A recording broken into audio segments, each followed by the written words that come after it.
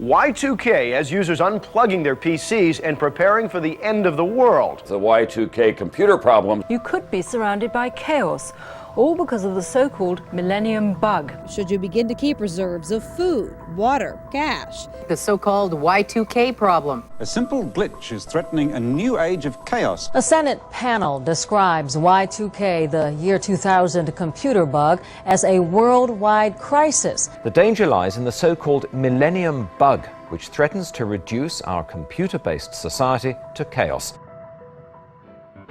The Millennium Bug, Year 2000 problem, or simply Y2K, is largely remembered today as a nothing burger. While it was the subject of satire for shows like The Simpsons and Family Guy, throughout the 90s there had been a growing sense of concern surrounding it, the problem being a simple and yet rather serious one. The majority of computers and electronics of the early to mid 90s and in the decades leading up to that point had been programmed in a way that meant when calculating and displaying dates, while the days and months could cycle through just fine, only the last 2 digits of the year could be changed. This was intentionally done in the early days of computing to save on memory and storage as they were expensive. Programmers of the 60s and 70s believing their work would become obsolete long before it became an issue. However, it remained a standard practice. It was this short-sightedness as to how dates were processed that meant when the year 2000 hit, most computers would simply roll back to 1900 or interpret the 00 as 1900.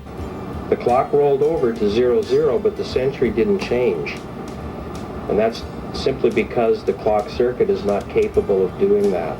Y2K was threatening to affect everything from banking and stock markets to food, water, healthcare and electricity. Your appliances were now the enemy. Doomsday preppers were warning us that society as we knew it was about to undergo a rapid breakdown, devolving into something akin to a Mad Max film. I believe that there might be roving gangs, there might be just total unrest. Christian groups were claiming it was the apocalypse. It could also be the beginning of ushering in of some biblical type scenario like Revelation. God is telling us to prepare. Proving that people will always be the same in times of crisis, toilet paper hoarding became common, one person recommending people stockpile toilet paper to use as a barter item. There were survival kits, survival guides, and even documentary-style videos telling us how we could best prepare for the coming disaster. Planes would be falling out of the sky, electronic prison doors would fail, releasing inmates en masse. There were even concerns that malfunctioning defense systems could lead to the unintentional launch or accidental detonation of nuclear weapons, wiping us all out for good.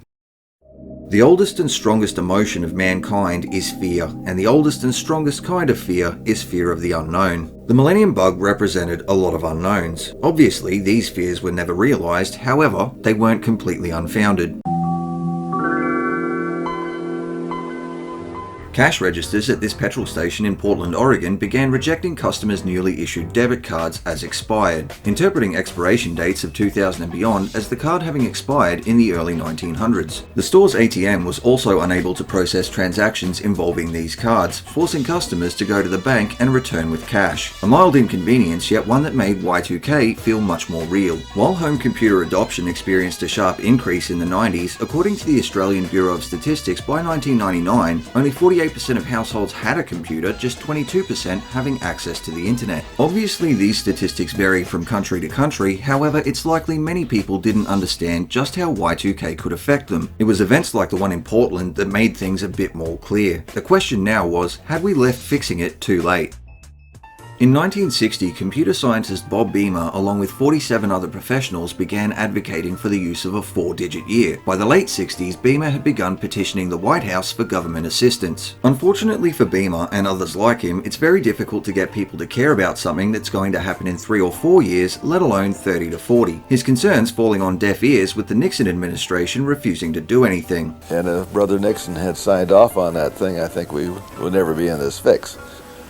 But I always consider that a major failure on my part for not somehow getting him to sign that, because had we done that, I'm sure we could have gotten people using 4-digit years.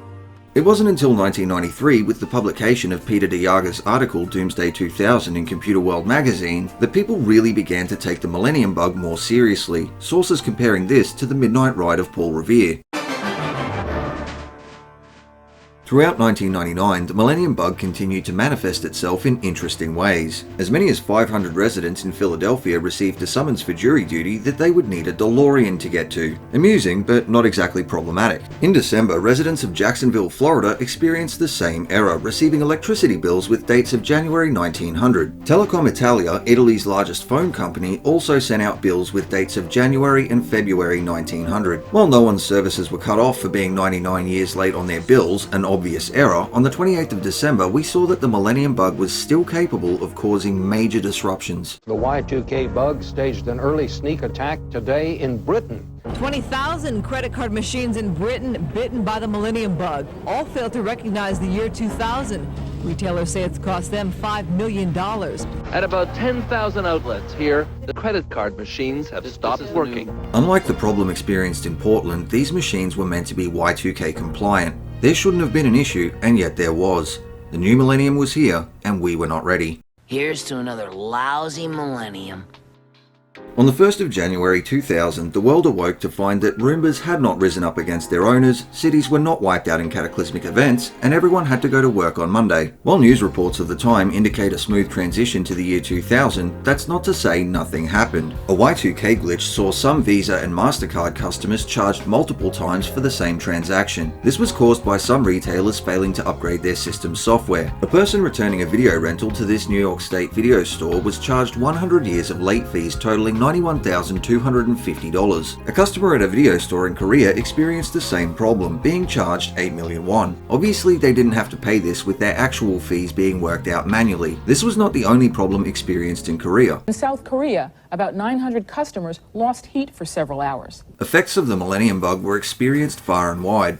A console spokesman says the company's computers mysteriously leapt ahead 35 days at midnight Greenwich Mean Time. The ATF were unable to register new firearms dealers for several days, the dates on applications not being recognized by their computers. Cash registers in Greece began printing receipts with dates of 1900. In Bakersfield, California, the police computer dispatch system stopped working for a short period of time just after midnight. In Tasmania and South Australia, bus ticket validation machines stopped working. Several websites, including the US Naval Observatory's website, displayed the date incorrectly as January 1st, 19100. A German man woke to find that he was now a millionaire, the result of a bank error with the curious date of December 30th, 1899. Shortly after midnight, there were malfunctions detected at 2 nuclear power plants in Japan, one experiencing problems with systems meant to monitor radiation levels. The closest we came to planes falling out of the sky, also coming from Japan, where a system for collecting flight information of small planes failed. However, this didn't cause any accidents. Contrary to the idea that electronic prison doors would fail releasing inmates, some prisoners in Italy found that their sentences had been extended by 100 years. The closest we came to nuclear weapons malfunctioning came from Oak Ridge, Tennessee. Once home to the Manhattan Project, a computer at a nuclear weapons plant experienced a malfunction. While the nature of the malfunction was not disclosed, it was specified that it did not affect plant operations or workers. In Denmark, a newborn baby was registered as being 100 years old. There were taximeters that failed after midnight in a coastal province of China,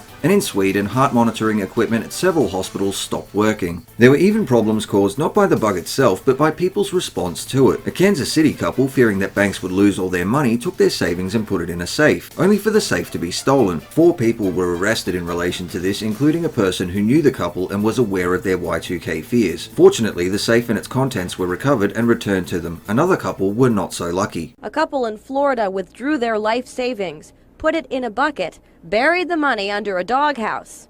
Guess what? Someone took it. While we hadn't seen the collapse of civilization, we also hadn't seen the last of the millennium bug. Problems arose again on the 29th of February, with some systems struggling to handle the leap year. In Canada, the city of Montreal's entire taxation system had to be shut down after a program interpreted the date to be March 1st, 1900. As many as 4,000 FPOS terminals in New Zealand experienced problems. In Bulgaria, police attempting to issue documents with expiration dates of 5 and 10 years from their date of issue found their system instead defaulting to 1900, as 2005 and 2010 were not leap years. The 29th of February was not the last time we would feel the bite of the millennium bug. On the 31st of December 2000, 29 trains in Norway failed to operate, their computers not recognizing the date. This was temporarily fixed by setting the clocks back by a month. Similar to the incident in London, cash registers that were meant to be Y2K compliant at more than 5,000 7-Eleven stores were unable to process credit card transactions on the 1st of January 2001, interpreting the year as 1901. At over 1,500 pharmacies in Hungary, it was impossible for staff to print bills, receipts, or look up customers in their database, their computers simply displaying the message invalid system date. It was also reported in January that in South Africa, customers of the First National Bank found that they had been charged 100 years of interest on their credit card bills. January 2001 was the last major appearance of the millennium bug. In the years following, some systems would experience issues related to it, however, for the most part, it was over and we had survived.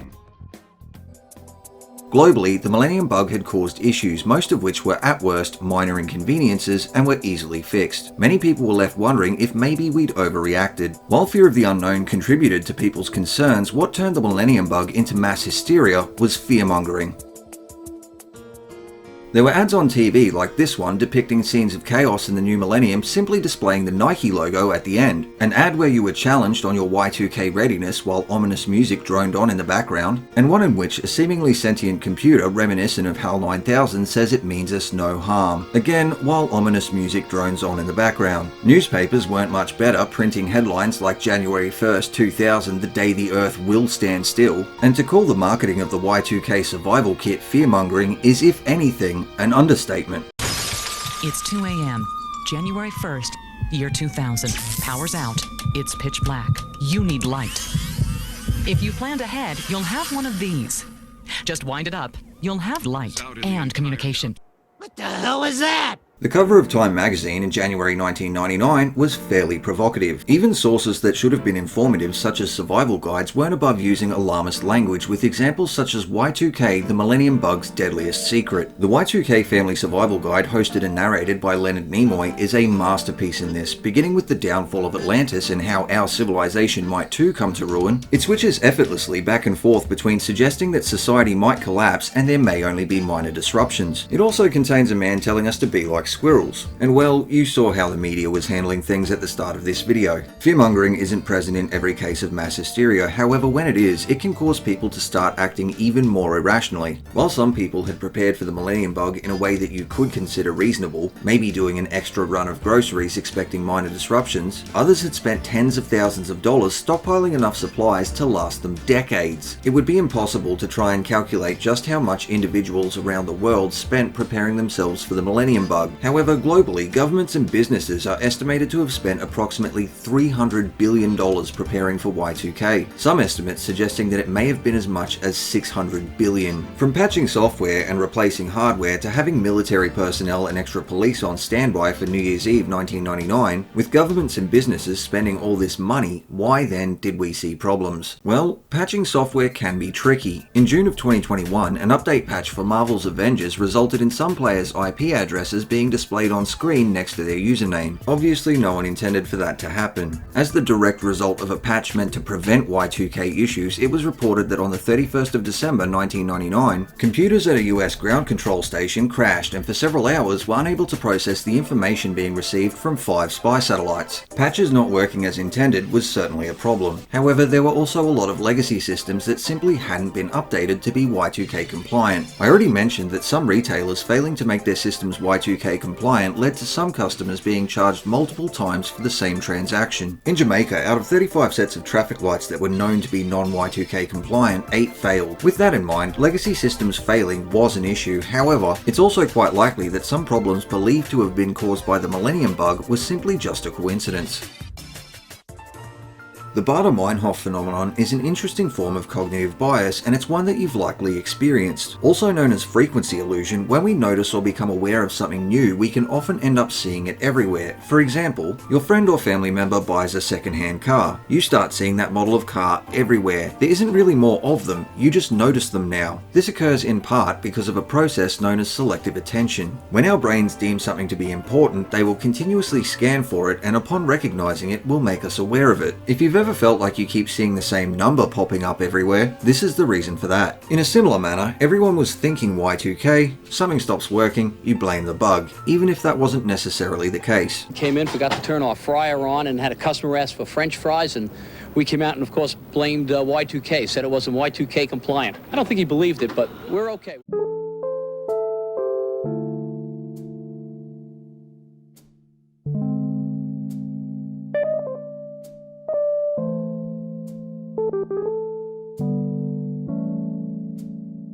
The 90s were a very different and special time, a time where fear of the unknown, a computer bug, and a bit of fear-mongering could lead to people preparing for the end of the world. They were a time where the thought of a new cartoon had me excited, and I only bring that up because if I have to be reminded that SpongeBob is now more than 26 years old, my youth lost to the ravages of time, I'm taking you down with me.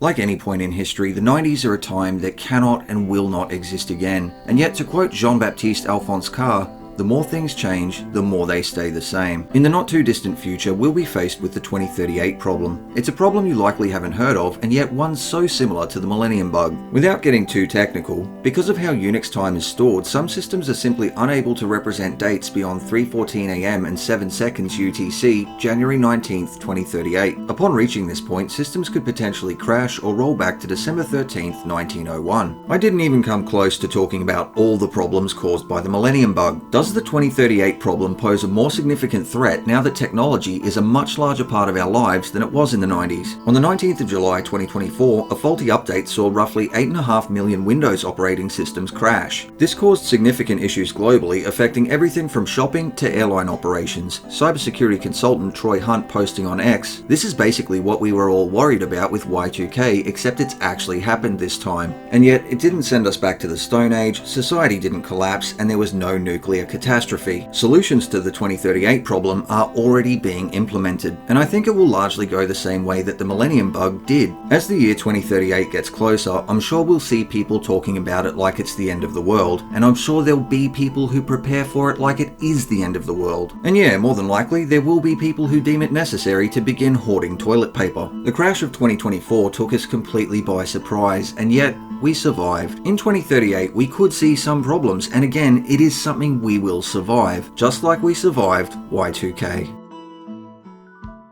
Thank you all so much for watching, and a special thanks to our top patrons JBalls902 and Joseph. Looking back on the history of the millennium bug and the hysteria surrounding it has been interesting, and I hope you enjoyed it. Links to sources are in the description. I have a vague memory from when I was a kid of a man being interviewed on the evening news saying that the world is definitely going to end or something to that effect. Now I can look back on it like he was just a crazy person, but as a kid I remember feeling frightened. But there have been so many predictions of the end of the world. The Mayan 2012 apocalypse was a pretty interesting one, and I'm sure I'll get around to talking about that eventually. It's just another case of mass hysteria. As always, I have been Seda, thank you again so much for watching, and I'll see you in the next one.